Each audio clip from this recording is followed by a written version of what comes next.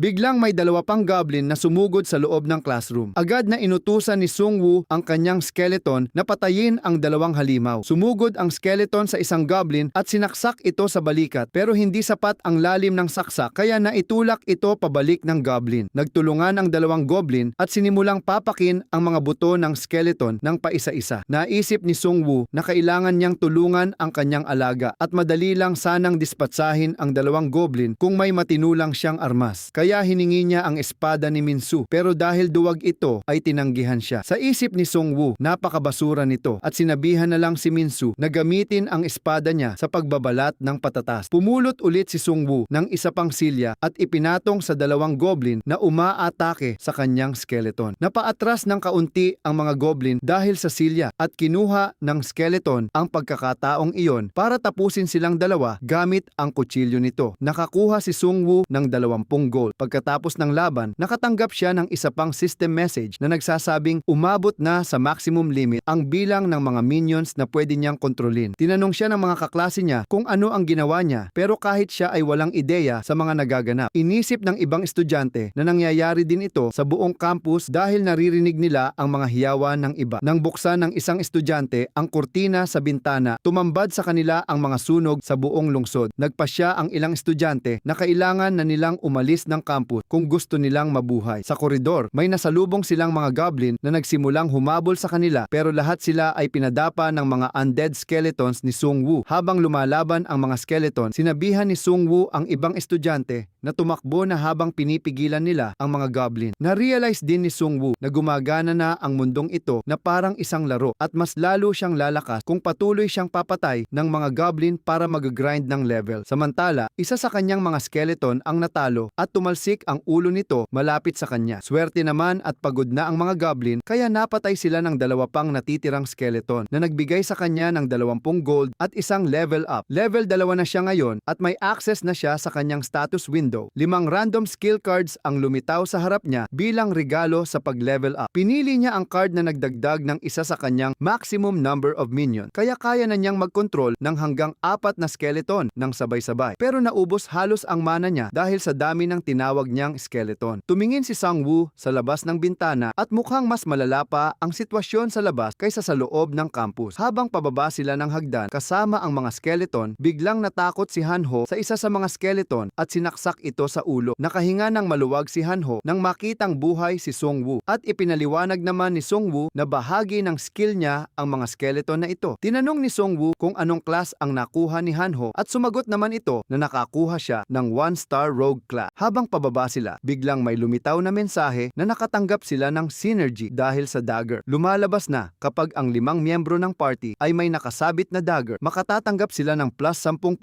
fatal blow chance at plus 10% karagdagang gold. Habang pababa sila sa hagdan kasama ang mga skeleton, nakasagupa nila ang isa pang grupo ng mga goblin at may kasama silang isang goblin chief. Naapektuhan ang mga goblin ng skill na tinatawag na Scent of Death na nagpapahina sa kanilang stats ng 30%.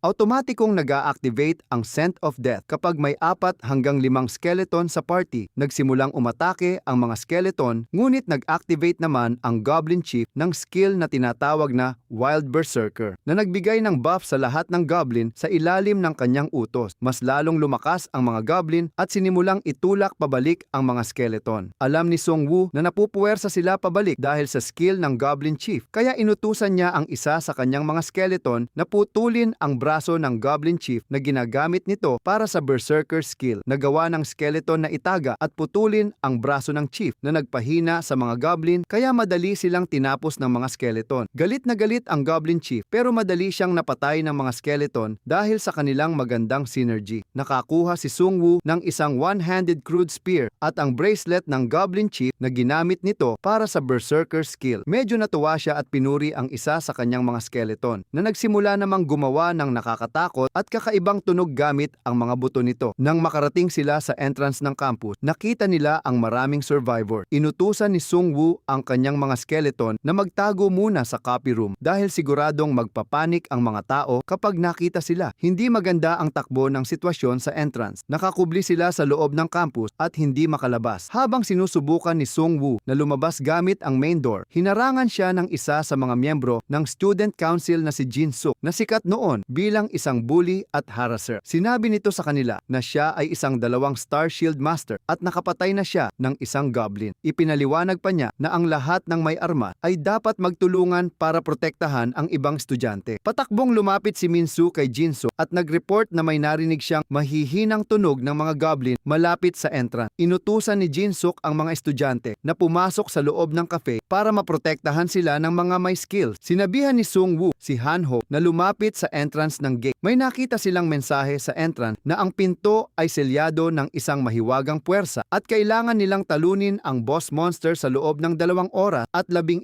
minuto. Kapag nabigo silang talunin ang halimaw sa itinakdang oras, mas lalong lalakas ang mga halimaw sa loob ng building. Alam na ni Sung-woo ang susunod niyang gagawin, pero pinigilan siya ni Jin-suk na gustong manatili sila doon para mag-abang ng backup. Sinabi ni Sung-woo kay Jin-suk na maaaring nangyayari din ito sa buong bansa at walang silbi ang mag-antay ng rescue team. Pero bumanat si Jin-suk na mas malakas ang Korean military kaysa sa mga halimaw. Sawa na si Sung-woo sa kalokohang ito at nagsimulang maglakad patungo sa hagdan, pero hinarangan sila ng 5 paparating na goblin. Inutusan ni Sung-woo ang kanyang mga skeleton na lumabas. Nang makita ng lahat ang mga skeleton, nagpanik sila dahil akala nila ay bahagi rin ito ng mga halimaw. Pero sinabi ni Sung-woo na huwag silang matakot dahil kabilang ito sa kanyang class na mas malakas pa sa idiotang si Jin-suk.